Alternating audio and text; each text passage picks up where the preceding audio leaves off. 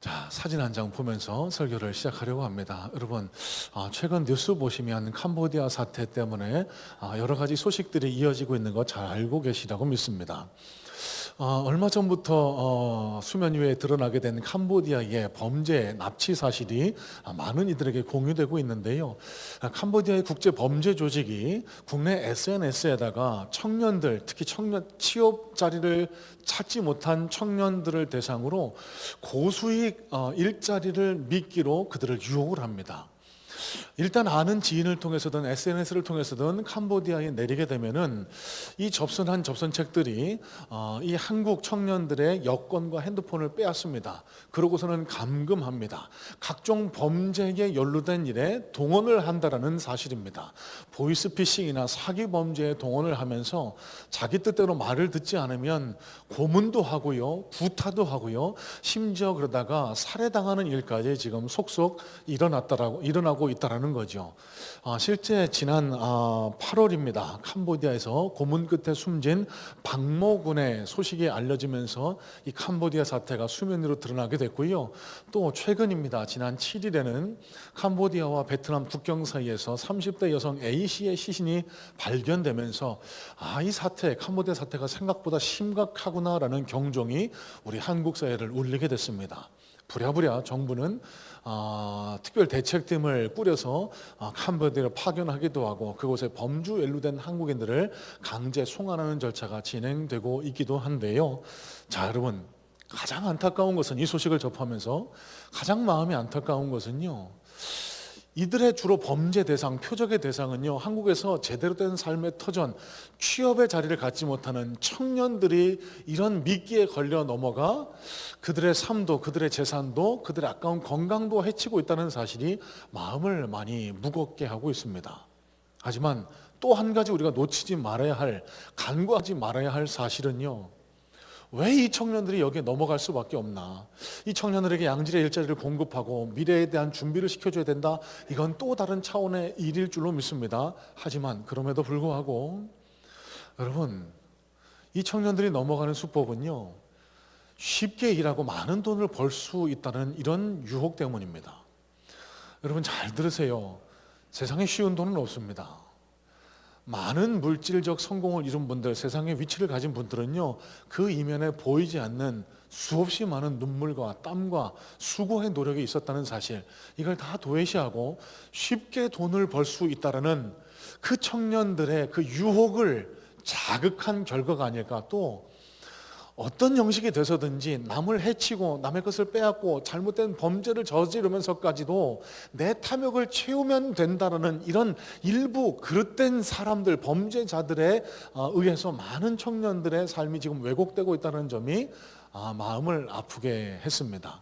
결국 이 캄보디아 사태의 근본적인 원인의 기저에도 끝간데 없는 사람의 탐심이 있는 것 아닌가라는 생각에 저는 이번 캄보디아 사태를 굉장히 무겁게 바라보고 빨리 해결됐으면 하는 바람을 가지고 있습니다. 자, 여러분, 오늘 저와 여러분이 함께 살펴본 본문은요, 이제 다시 마가복음으로 돌아오게 됩니다. 예수님께서 예루살렘으로 향하는 길가에서 만났던 한 부자 청년과 나누시는 대화의 내용을 바탕으로 하고 있습니다.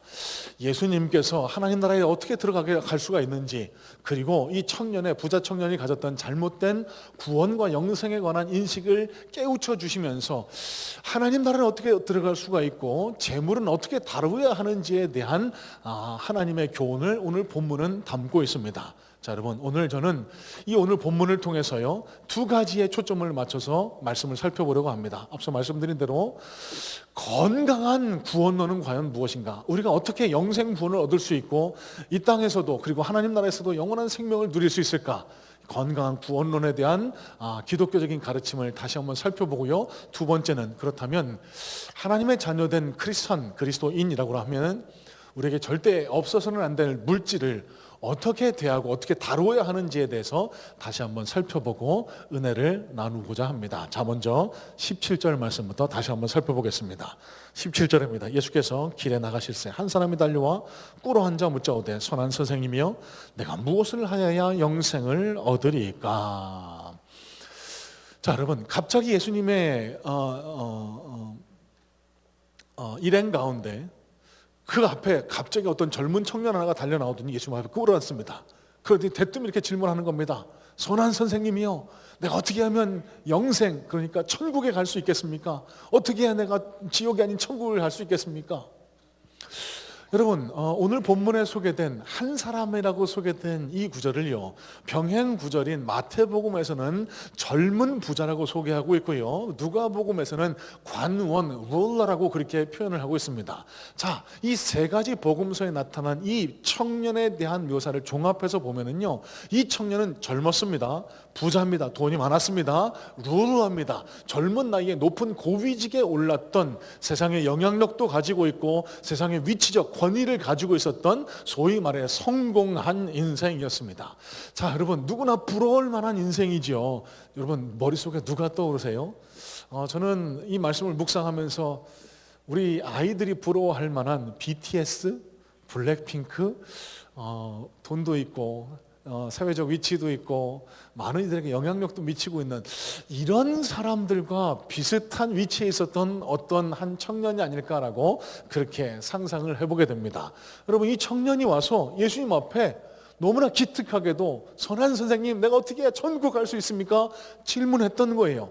당연히 예수님이 친절하게 가르쳐 주실 줄로 알았는데 예수님의 반응은요, 다소 예상과는 달리 날카롭습니다. 날이 서 계신 것 같습니다. 자, 18절입니다. 예수께서 이르시되 내가 어찌하여 나를 선하다 일컫느냐? 하나님 한 분 외에는 선한 이가 없느니라. 자, 여러분, 예수님은 이 청년의 질문이 뭔가 잘못되어 있음을 먼저 꼬집으세요. 자, 두 가지 관점에서 생각해 볼 수 있는데요, 먼저 호칭입니다. 왜 나를 선한 선생님이라고 일컫느냐? 이거부터가 잘못됐다는 거예요. 자, 뭐가 잘못일까? 선한 선생님, 어떻게 천국 갈 수 있어요? 여러분, 뭐가 잘못됐다고 생각하실까요? 자, 여러분, 선생님이라고 불렀던 이 호칭부터가 잘못입니다. 선생님이라고 표현된 이 호칭은요, 디다스칼로스, 그러니까 영어로 번역하면 티처, 교사에 해당하는 그런 단어입니다. 여러분, 예수님이 이 땅에 왜 오셨죠? 마가복음에 기록된 목적이 뭐죠? 예수님이 하나님의 아들이시고 우리를 영생 구원의 길로 인도할 그리스도이심을 밝히는 것, 이게 마가복음의 목적이고 예수님이 이 땅에 오신 목적이라고 거듭 말씀을 드립니다. 자, 그런데 이 청년은 예수님을 어떤 존재로 바라보고 있죠?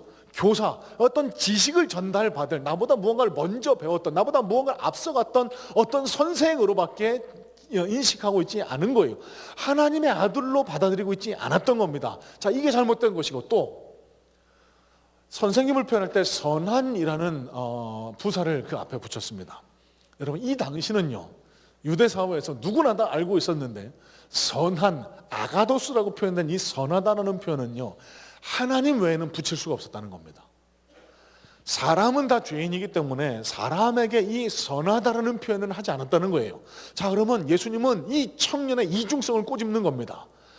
하나님의 아들로 바라보지도 않으면서 은근슬쩍 양다리를 걸치고 있는 거예요. 하나님께만 붙일 수 있는 부사를 붙여서 혹 이분이 구세주실까? 혹 이분이 그리스도실까? 이런 어정쩡한 스탠스를 취하고 있는, 그러면서 영생에 관한 질문을 하고 있는 이 청년의 질문 자체가 잘못됐다라고 꼬집고 계신 겁니다. 자, 여러분, 이 예수님의 대답을 오해하는 부류가 있어요. 왜 나를 선하다라고 하느냐? 이 구절을 예수님이 스스로 나는 하나님이 아니다라고 그렇게 밝히신 거다라고 해석하는 자유주의 신학자들, 예수님은 성경이 역사 속에 있었던 인물이고 하나님이라고 보기 어렵다라고 주장하는 이단 종파에서 이 예수님의 말씀을 스스로를 하나님이 아니신 것을 증명하는 거다라고 그렇게 주장하는 이가 있기도 합니다. 여러분, 아닙니다. 예수님의 질문에 담긴 진정한 의도는요, 이 청년에게 결정하라고 압박을 하고 계신 겁니다. 나를 하나님의 아들로 바라볼 것인지, 아니면 인간, 악하고 너희들과 똑같은 그냥 교사 중에 한 명으로 바라볼 것인지 네 입장부터 정리해라. 그래야 내가 너에게 영생에 이르는 문, 길에 대한 해답을 알려줄 수 있을 것이다. 예수님은 이 답을 하셨던 거예요. 예수님 스스로 나는 하나님이 아니다라고 부정하신 게 아니라는 사실입니다. 자, 그러시면서 이 부자 청년에게 있었던 다른 잘못된 관점 하나를 지적하시는데, 내가 무엇을 하여 영생을 얻으리까? 이게 잘못됐다라고 말씀하세요. 여러분, 교회에서 여러분들 어떻게 구원받을 수 있냐라고 여러 차례 거듭해서 말씀을 드립니다. 세상에서는 오늘 여기 부자 청년과처럼 뭘 해야 구원받는다라고 다 가르치죠. 불교, 이슬람, 힌두교, 세상 모든 기타 종교 다 그렇습니다. 심지어 점 보러 가도 부적을 써야 돈 많이 내서 구술을 해야 구원받을 수 있다고 그렇게 가르치죠. 여러분, 복음은 다릅니다. 기독교는요, 믿음으로 구원을 받는다라고, 예수 그리스도를 믿음으로 구원받는다라고 그렇게 가르쳐주고 있습니다. 자, 그러면 예수님이 지금 뭘 깨우쳐 주기를 원하셨던 걸까요? 여러분, 다시 한번 말씀드립니다.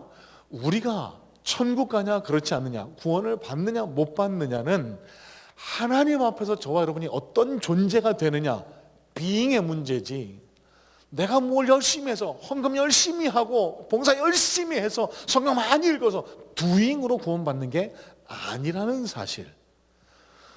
예수님은요, 네가 구원에 관해서 질문을 하려거든 어떻게, 어떻게 구원을 받습니까? 라고 질문해야지 what으로 질문하는 것, what to do, 이거 질문부터가 잘못됐다.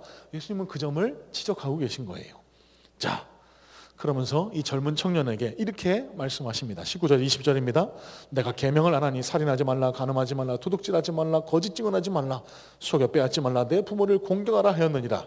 그가 여짜오되 선생님이여 이것은 내가 어려서부터 다 지켰나이다. 여러분, 좀 이상하지 않으세요? 뭔가 모순된다라고 느껴지지 않으세요?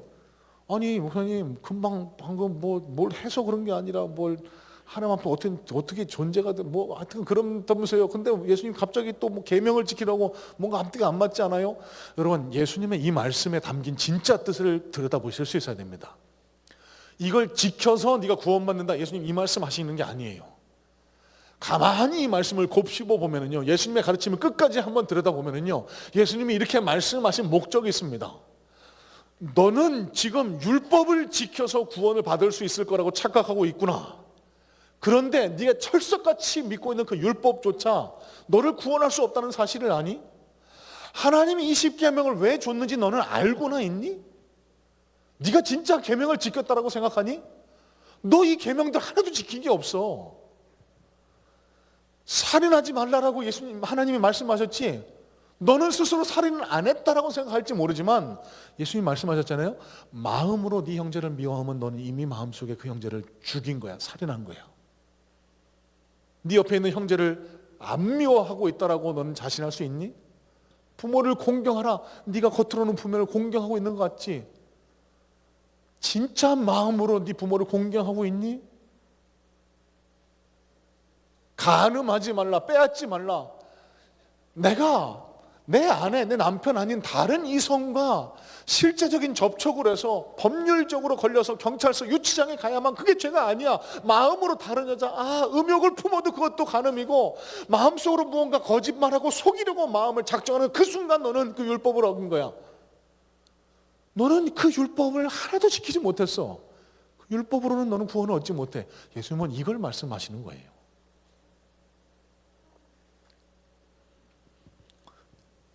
21절입니다. 예수께서 그를 보시고 사랑하사 이르시되 내게 아직도 한 가지 부족한 것이 있으니 가서 내게 있는 것을 다 팔아 가난한 자들에게 주라. 그리하면 하늘에서 보화가 내게 있으리라. 그리고 와서 나를 따르라 하시니. 자, 이 율법의 굴레, 율법의 딜레마에 갇혀 있었던 청년에게 예수님은 구원의 기회를 활짝 열어주십니다. 네가 자랑하고 있는, 네가 의지하고 있는 네 재물, 네 소유 다 팔아서 가난한 자에게 나눠줘라. 그리고 와서 나를 따라라. 그러면 네가 영생에 이룰 수 있을 거야. 자, 여러분, 그러자 이 부자 청년이 어떻게 반응했죠? 22절입니다. 근심하며 예수님을 떠나갔다라고 성경은 기록을 하고 있습니다. 자, 그러면서 부자가 하늘나라 영생에 이르는 것은 낙타가 바늘길을 통과하는 것만큼 어렵다라고 그렇게 교훈을 이어가세요. 자, 여러분, 물질에 대한 가치관, 부자가 천국에 왜 들어가기 어렵다라고 말씀하신 것인지 잠시 후에 조금 더 자세히 살펴보기로 하고요. 자, 그러면 이 부자 청년에게 교훈하기를 원하셨던 예수님의 근본적인 의도, 영생, 구원, 하나님의 나라는 어떻게 우리가 들어갈 수 있나? 어떻게 우리가 하나님의 자녀가 되고 우리가 영원한 천국에 들어갈 수 있나? 이 구원론에 대한 입장, 건강한 기독교적인 구원관부터 정리를 하고 넘어가는 것이 필요하다고 생각을 합니다.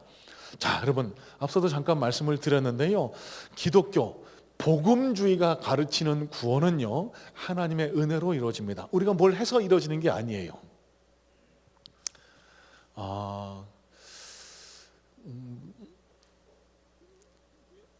행복축제를 진행하고 있습니다. 또 말씀을 드리는데 우리 곁에 사시는, 가까운 데 사시는 분이 아니라 멀리 사시는 분들, 주일날 저희 교회까지 이동하시기가 어려우신 분들 전도하셔야 됩니다. 그분들도. 그러면 저희 교회까지 꼭 모시고 와야 된다, 이건 아니겠죠. 주변에 건강한 교회를 찾아서 신앙생활하게 돕는 것, 그게 바로 전도고, 그게 바로 하나님 앞에 맺혀드릴 영혼구원의 열매겠죠. 그러면 그분들이 어떤 교회 가서 신앙생활하게 돕는 게 좋은 것일까? 여러분, 오늘 본문 말씀에 빗대어 한 가지만 여러분들께 권면, 어드바이스 해드리려고 합니다. 교회를 갔습니다. 새신자 교육을 하고 성경 공부를 하고 신앙생활을 이어갑니다. 그런데 교회에서 신앙생활 하다 보니까 자꾸만 이거 하세요, 저거 하세요, 이렇게 하세요, 저렇게 하세요, 계속 교훈, 율법적인 거 어떻게 해야 된다만 강조하는 교회, 여러분, 그닥 건강하지 않은 교회일 수 있습니다. 또 얼마 전에 저희 교회로 옮겨오신 한 권사님의 이야기가 생각이 나는데요. 저희 교회로 오게 되신 중요한 이유 중에 하나가 그 교회 목사님은 매 설교 무슨 말씀을 하실 때마다 헌금을 그렇게 강조를 하셨다고. 매 설교마다 헌금을 결론으로 그렇게 맺으셨다고. 그게 필요해서 우연찮게 저희 교회에 와서 참여를 하고 몇 번 설교를 듣다 보니 그런 것 같지 않아서 우리 교회에서 신앙생활하기로 결정을 하셨다, 그런 이야기를 하신 권사님도 만난 적이 있습니다. 여러분, 오해하지 마실 것은 다른 교회는 나쁘고 우리 교회만 좋다, 다른 목사님들은 잘못됐고 저만 옳다, 이 말씀 드리려는 거 아닙니다. 저는 오히려 반대쪽으로 좀 하나님 앞에 책망을 받을지도 모르겠어요. 헌금 이야기를 잘 강조를 못하고 헌금에 대한 부담을 드리지 못해서 제가 늘 하나님 앞에 죄송한 마음도 있는데, 여러분, 저만 옳다고 드리는 말씀이 아닙니다. 하지만 분명한 기준은요, 자꾸만 복음이 강조되는 게 아니라, 예수 그리스도 십자가가 강조되는 게 아니라, 내가 뭘 해야만, 헌금을 많이 해야만, 내가 뭘 성경 공부를 하고 내가 뭘 봉사를 해야만 신앙생활 잘하는 것처럼 강조하는 교회는 그닥 복음, 그닥 교회의 본 모습과는 먼 교회일 수도 있다는 겁니다. 여러분, 제가 왜 이렇게 말씀을 드릴까요? 복음은요, 행위를 강조하지 않습니다. 왜 우리가 하나님 앞에 봉사하고 이게 생명 같은 귀한 물질을 하나님 앞에 드릴까요? 예수님의 구원의 은혜가 너무 감사해서, 내게 소유된 것, 내가 지니고 있는 모든 것이 하나님으로부터 왔다는 것을 믿음으로 인정하니까 감사해서 자발적으로 드리는 것, 여러분, 이게 헌금인 거예요. 여러분, 왜 교회 안에서 성가대로, 교사로, 목자로 봉사합니까? 예수님이 나를 사랑하셔서 가장 지극한 사랑을 십자가에서 보여주셨기 때문에 내가 일주일에 하루라도, 내가 가진 시간 중에 요만큼이라도 예수님을 따라가려고 자발적으로 드리는 것, 여러분, 이게 봉사고, 이게 헌신이고, 이게 하나님이 기뻐 받으실 만한 그리스도인의 모습이라는 겁니다. 그런데 억지로 무언가를 해서 구원에 이르고 뭘 해서 상급을 누리고, 여러분, 이렇게 가르치는 교회는 그닥 건강한 교회는 아니에요. 교회 허울을 둘러싼 종교단체일 수 있습니다. 자, 여러분, 건강한 복음주의, 정통개혁 신학이 받아들이고 있는 구원론에 대해서 다시 한번 간단하게 정리했으면 좋겠습니다. 여러분, 구원론을 가르는 중요한 차이는요, 구원, 천국을 어떻게 가느냐, 하나님의 절대적인 은혜로 가느냐, 아니면 인간의 자유의지로 가느냐, 이 두 가지 갈래에서 결정된다라고 볼 수 있겠습니다. 여러분, 저와 여러분들은 종교개혁자의 후예들입니다. 저 16세기 로마 카톨릭의 부패에 반대해서 일어난 루터와 칼빈의 후예들입니다. 여러분, 그러면 이 칼빈주의가 어디서부터 출발했을까요? 로마교회 타락에 반박하면서 칼빈주의가 탄생한 겁니다. 여러분, 카톨릭이요, 구원에 있어서 인간의 자유의지, 행위를 무척 강조하게 됩니다. 왜요? 헌금을 많이 걷고 행위를 강조해서 교회의 세력을 불리기 위해서요. 그래서 성경에는 있지도 않은 연옥론을 개발을 합니다. 지옥에서도 선한, 이 땅에 아직 살아있는 자녀들이, 아니면 나를 알고 있는 다른 사람이 선한 행실을 많이 하면 지옥에서 연옥으로 옮겨질 수 있대요. 연옥에서 천국으로 옮겨질 수 있다고 가르칩니다. 면죄부를 팝니다. 돈으로 구원을 사는 행위까지 서슴지 않았습니다. 여러분, 맞습니까? 아니요. 성경에 그런 내용이 없어요.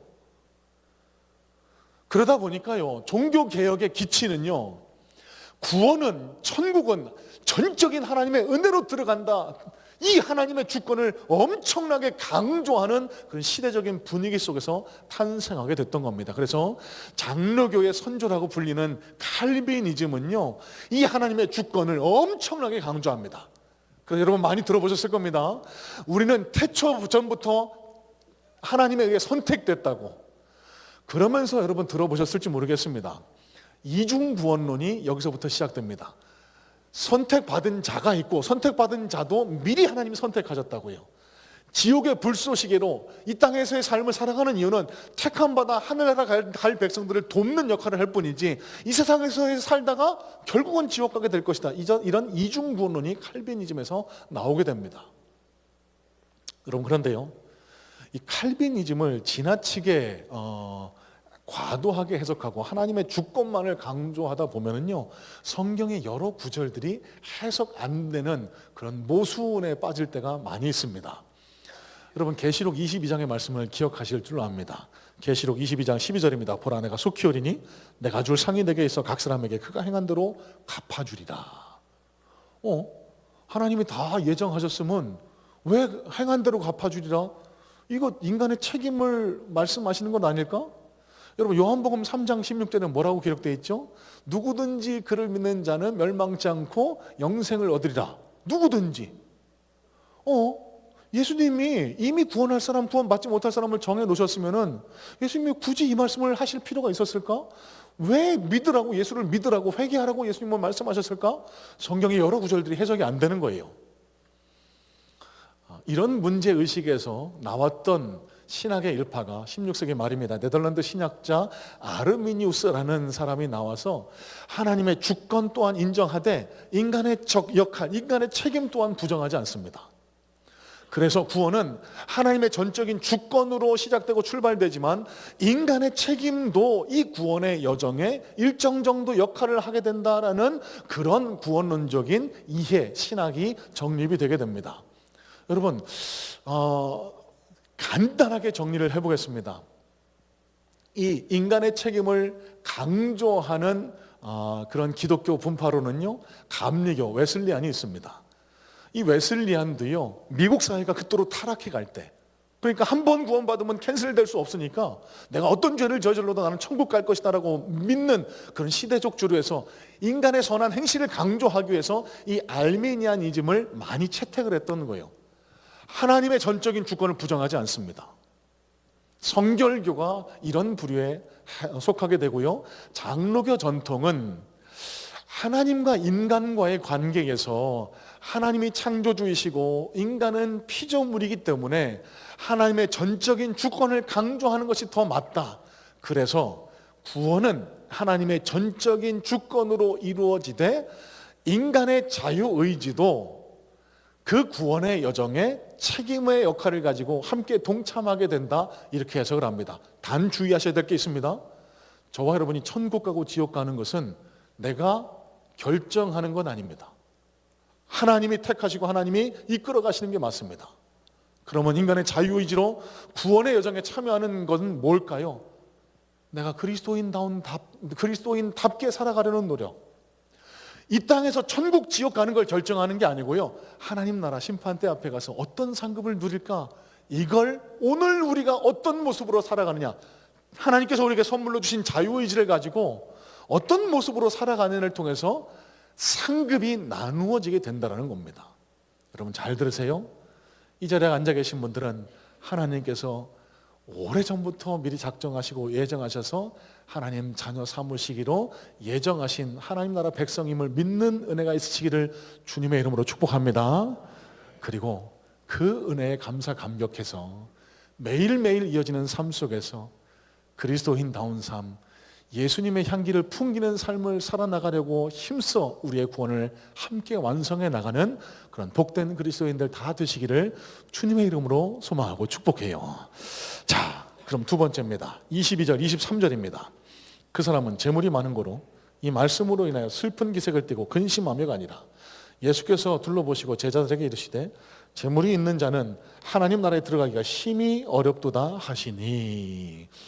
자, 여러분 그림 하나 제가 준비해 왔는데 한번 보여주시겠습니까? 예수님께서 이 말씀을 하시니까 이 청년이 슬픈 기색을 띠고 근심하면서 갔다라고 성경은 표현합니다. 여러분, 저 그림 속의 청년의 모습을 보세요. 여러 가지 이 장면을 표현한 성화가 있지만 저는 저 그림이 저 청년의 내적인 상태, 갈등을 잘 표현한 거라고 여기서 이 그림을 잠깐 나누게 됐습니다. 이 청년은 머리를 쥐어싸면서 이렇게 갈등하는 거예요. 이야, 이게 도대체 어떻게 된 거지? 나는 지금까지 잘 살았다고 느꼈는데, 내가 있는 걸 다 팔아서 가난한 자에 주고, 나는 그럼 빌턴털인데, 이건 도저히 못해. 이건 할 수가 없는 일이야. 이렇게 갈등하면서 예수님 곁을 떠나갔다는 거예요. 그러면서 예수님께서 이 떠나간 청년을 바라보고 제자들을 향해 몸을 돌이켜 세우시면서 이렇게 말씀을 이어가십니다. 얘들아, 봐라. 부자가 하나님 나라 천국 들어가는 게 이렇게 어려운 거야. 마치 낙타가 바늘길을 통과하는 것처럼 너무너무 어려운 거야. 자, 여러분 잘 익히 아시는 말씀이죠. 부자가 천국 가기가 어려운 건 낙타가 바늘구멍을 통과하는 것처럼 불가능하다. 여러분, 이 말씀에 심히 마음이 무거워지는 분 계실 겁니다. 특히 사업을 크게 하시는 분들, 돈 많으신 분들. 자, 그러다 보니까요, 역사적으로 부유했던 크리스찬들, 여러 자유주의 신학자들이 이 예수님의 말씀을 자의적으로 해석하려는 노력들이 이어져 왔습니다. 대표적인 거 두 가지만 한번 들어볼까요? 예루살렘에 가면은요, 성문 중에 낮에 쓰는 남대문, 동대문 같은 그런 넓은 성문 말고 쪽문이 있었다라고 합니다. 그 성문의 이름이 낙타문이라는 성문이 있었대요. 그래서 아주 좁은, 한 사람이 겨우 드나들 수 있을 만큼의 문이었는데, 예수님의 말씀은 그걸 말씀하신 거다. 아예 불가능하다는 게 아니고, 이 좁은 문을 짐을 가득 싣고 들어가려면 안 되기 때문에 짐을 좀 내려놓고 가벼운 마음으로 통과해야 된다, 이걸 말씀하신 거다. 아닙니다, 여러분. 또 다른 해석의 시도는요, 이 낙타라고 기록되어 있는 이 헬라 원어가 까멜로스라는 단어를 씁니다. 그런데 여기서 모음 하나, 받침 하나 바꾸면은 까밀로스라는 단어로 바뀔 수 있거든요. 이 까밀로스는 이 밧줄, 노끈 같은 것을 가리킵니다. 그러니까 이 낙타가 바늘구멍 들어가는 건 아예 불가능하지만 이 밧줄로 큰 바늘 들어가는 건 어렵지 않을 수도 있잖아요. 아유 불가능한 건 아닐 수도 있잖아요. 이런 식으로 예수님이 아예 불가능하다는 게 아니라 좀 어려울 수 있다, 이렇게 말씀하신 거다라고 해석하기도 합니다. 여러분, 다 틀렸습니다. 적어도 제가 보기에는 예수님의 이 말씀은 문자 그대로, 있는 그대로 이해하는 것이 맞습니다. 왜요? 이어지는 제자들의 반응을 보세요. 제자들의 말을 보세요. 와, 깜짝 놀랍니다. 그러면서 그럼 도대체 누가 구원을 받을 수 있단 말이야? 여러분, 이 이어지는 제자들의 반응만 봐도 예수님의 의도는요, 부자는 천국에 들어가기가 지극히 어렵다는 이 말씀을 하셨던 겁니다. 자, 그러면 왜 예수님은 부자가 천국 가기가 어렵다고 말씀하신 걸까? 재물에 대한 예수님의 그리고 성경적인 올바른 가르침은 과연 무엇일까? 여러분, 세 가지를 한번 생각해 봤으면 좋겠어요. 첫 번째입니다. 왜 예수님은 부자가 천국 가기 어렵다고 말씀하실까? 재물은요, 돈은요, 물질은요, 하나님과의 관계를 가로막는 걸림돌로 작용할 때가 매우 많기 때문에 그렇습니다. 여러분, 한번 생각해 보실래요? 요즘에 주식시장이 활황입니다. 또 금값도 지금 많이 올라갔고, 그죠? 경기가 안 좋으니까 뭐 남들 앞에서 돈 있다고 자랑은 못하지만 계속해서 주식 계좌를 들여다보면서, 그리고 집에 금고에 숨겨두고 있는 금괴를 바라보면서 기분 좋다. 금괴 없으세요? 여러분, 이런 분들은요, 오늘 본문의 부자 청년과 다를 바 없는 그런 신앙의 정도에 있다라고 생각해 볼 수 있어야 합니다. 하나님보다 돈을 더 의지하는 그 마음은요, 하나님 나라에 들어가기 어렵게 만듭니다. 또 가만히 보세요. 적당한 부가 아니라 지나친 부, 큰 부자가 되기 위해서는요, 여러분 가만히 생각하면 어쩔 수 없이 남을 괴롭게 하고 남에게 피해를 입히고 하나님이 하지 말라고 하는 일을 해야만 할 때가 너무나도 많이 있습니다. 여러분, 이번 캄보디아 사태를 예로 들어보죠. 여러분, 앞서도 말씀드렸지만 왜 이런 일들이 발생한다고요? 남을 속여서라도 사기를 쳐서라도 내 탐욕만 채우면 된다는 그 일부 범죄자들, 한국의 그 선량한 그 청년들을 꼬셔다가 막 그 일을 막 그들을 막 범죄 일에 동원하고, 그들이 어떻게 되든지 상관없이 나만 배부르면 되고 내 탐욕만 채우면 된다라는 이런 생각 때문에 지금 캄보디아 사태가 일어난 것 아닙니까? 큰 돈을 벌려고 하는 사람은요, 욕심이 많은 사람은요, 어쩔 수 없이 하나님의 뜻과 반대되는 삶을 살아갈 때가 너무 많기 때문에 부자가 하나님 나라 들어가기가 어려울 수 있다고 하나님은 경고하셨던 거예요. 여러분, 이런 관점에서 한 가지 여러분들께 점검할 것을 권면해 드립니다. 나는 그리스도인이라고 하면서, 나는 크리스천이라고 하면서 돈 벌기 위해서, 더 많은 부를 쌓기 위해서 하나님 나라를, 그러니까 주의를 지키고 신앙생활하는 걸 너무 쉽게 포기한다?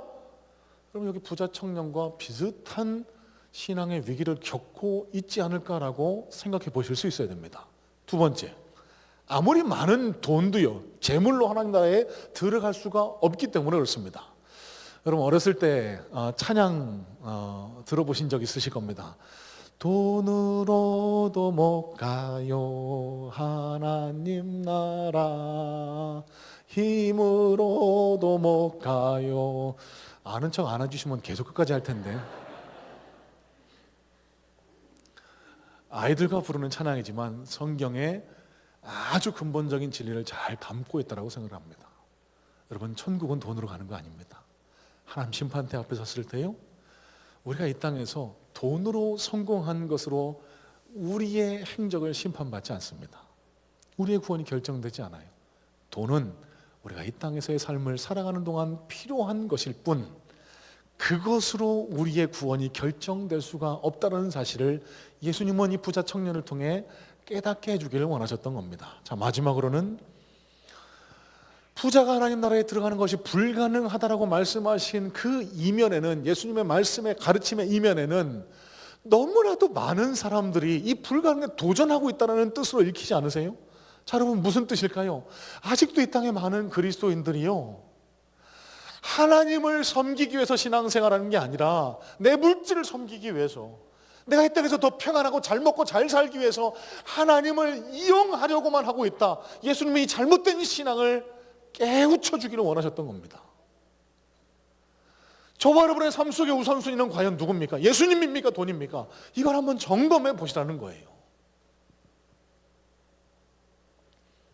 여러분, 명심하십시오.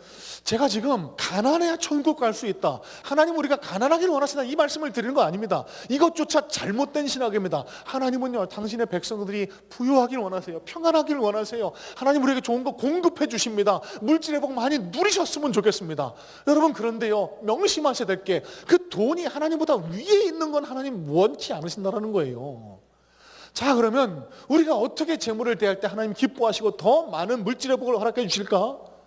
여러분, 하나님이 내게 물질을 허락해 주신 것으로 하나님 나라를 확장하고 있나, 하나님의 뜻대로 사용하고 있나, 그걸 한번 점검해 보세요.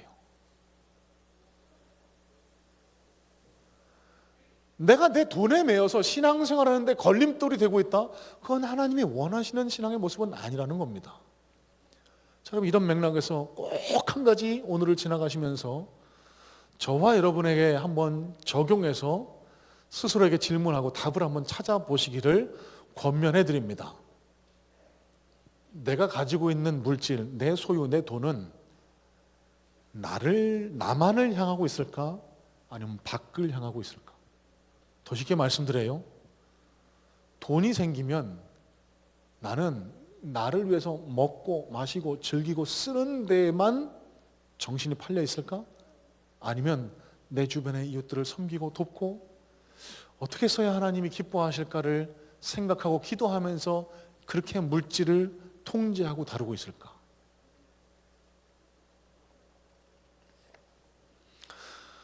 여러분, 오늘 말씀을 준비하는데 오늘 본문의 내용 가운데 가장 제 마음에 은혜가 됐던 구절이 있습니다. 21절의 첫 구절인데요, 예수께서 그를 보시고 사랑하사 이르시되라는 이 구절입니다. 여러분, 왜 제가 이 구절에 계속 묵상이 되고 이 구절이 은혜가 됐냐면요, 여러분, 이 부자 청년, 예수님께서 모든 걸 다 팔아 가난한 자들에게 나눠주고 나를 따르라고 예수님이 말씀하셨어요. 정답을 제시하셨습니다. 그런데 어떻게 됐죠? 근심하면서 떠나갔어요. 여러분, 이 부자 청년의 미래가, 결말이 어떻게 됐을 거라고 생각하시나요? 여러분, 많은 신학자들이, 제가 주석을 찾아봐도 많은 신학자들이요, 이 부자 청년은 결국 천국에 가지 못했을 거라고 예상하는 사람들이 대부분입니다. 여러분, 그런데요, 저는 오늘 말씀을 준비하고 묵상하고 기도하는데 또 다른 가능성이 제 마음속에 와 닿았던 겁니다. 여러분, 오늘 함께 나눴던 기독교적인 구원론에 입각해서 이 부자 청년의 미래를 다시 한번 그려봤으면 좋겠어요. 물론 제 신학적 상상이기도 합니다. 여러분, 제가 뭐라고 말씀드렸죠? 구원은 하나님의 전적인 은혜로 이루어진다고요. 하나님이 택했기 때문에 우리가 이 자리에 나와 예배하고 있는 거라고요. 자, 그런 관점에서 이 부자 청년을 한번 볼까요? 이 부자 청년이 예수님 앞에 나와 질문을 던질 수 있었던 것, 누구의 은혜입니까? 하나님의 은혜라고 봅니다, 저는. 하나님이 예수 그리스도를 만나게 하신 거예요. 그 자리로 이끄셨던 겁니다. 그는 비록 갈등합니다. 자기 자유의지로 그 구원에 참여해야 하는데 갈등을 해요. 끊임없이 갈등합니다. 여러분, 그런데요, 제가 한 가지 믿는 것은 예수님께서 비록 그는 약하지만, 비록 그 부자 청년은 아직도 물질의 굴레에서 벗어나지 못하고 있고 예수님보다 돈이 더 사랑해서 예수님 곁을 그 잠시 떠나갔을지 몰라도 끊임없이 갈등했을 거예요. 어떡하지? 그러다가 자기가 만났던 그 예수님이 로마 군사들한테 붙잡혀서 저 골고다 언덕에서 십자가 처형당한다는 소식을 들었을지 모르겠습니다. 그 소식을 듣고 십자가에 매달려 있는 예수님을 만나러 급히 뛰어갔습니다. 예수님이 그 십자가상에서 고통하시는데 단 한 번도 자기를 괴롭히고 있는 그 로마 병정들이나 그 유대인들을 저주하거나 욕하지 않으세요. 저들을 용서해달라고 이해할 수 없는 말씀을 하십니다. 그러면서 하나님 앞에 자기 생명을 맡기고 운명하세요. 아마 이 청년은 깨닫지 않았을까요? 아, 저분이 진짜 예수님이구나, 하나님의 아들이구나, 저분을 통해서 구원이 이루어지는 거구나, 전에 나한테 하셨던 말씀이 바로 그 뜻이구나. 그 청년의 삶이 변했을 것 같아요. 그 청년이 그 전까지는 끝간데 없는 탐욕으로 자기를 위해서 먹고 마시고 쓰고 남의 걸 빼앗고 속여서라도 나만을 위해서 살았다고 하면은, 나도 이제 예수님처럼 예수님 닮으려고 요만큼이라도 노력해봐야지, 자기 물질을 희생해서 남들을 도와주고 복음을 전하기 위해서 애쓰고. 여러분, 저는 부자 청년이 이렇게 됐을 것 같은데요. 여러분, 제가 왜 이렇게 믿냐고요? 저는 확실히 믿는 게 이겁니다. 예수님과 시선이 마주하면요, 그 인생은 변합니다. 예수님의 사랑하는 시선을 마주하고도 변하지 않는다. 여러분, 그건 제가 믿는 하나님이 아니에요. 이 부자 청년은 그 예수님의 시선을 마주했어요. 그리고 십자가를 마주할 때 그 인생이 변했다라고 저는 그렇게 확신을 합니다. 여러분, 제가 무슨 말씀을 드리고 있을까요? 아직도 지금 내가 구원을 받았나 못 받았나, 내가 오늘 죽으면 하나님 옆에 예수님 곁에 천국에 갈 수 있나, 이 구원의 확신이 없으신 분들, 여러분, 저는 오늘 간절히 소원하고 축복합니다. 지금도 이 부자 청년을 바라보셨던 것처럼 사랑의 눈으로, 아직 많이 모자르지만 아직도 탐욕 가득 차 있지만 그럼에도 불구하고 사랑의 눈으로 우리를 바라보고 계시는 그 예수님의 시선과 저와 여러분들의 시선이 마주칠 수 있게 되기를 주님의 이름으로 소망하고 축복합니다. 그리고 끝간도 없이 우리 사이를 가로막고 있는 죄의 문제들, 탐욕의 문제들, 물질의 문제들이 예수 그리스도의 십자가 앞에 모두 다 무너져내서 하나님과의 완벽하고 아름다운 관계를 이어나가는 복된 성문의 성도님들 다 되시기를 주님의 이름으로 소망하고 축복합니다.